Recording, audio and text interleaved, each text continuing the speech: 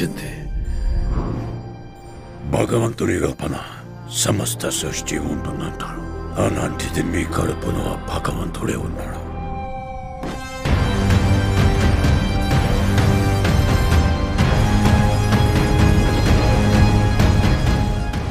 రేపటి కోసం ఈరోజుని చంపితే రేపేలా ఉంటుంది?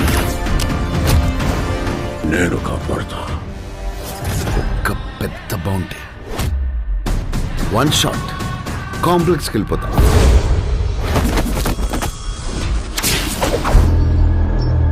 సరే, ఇంక చాలు.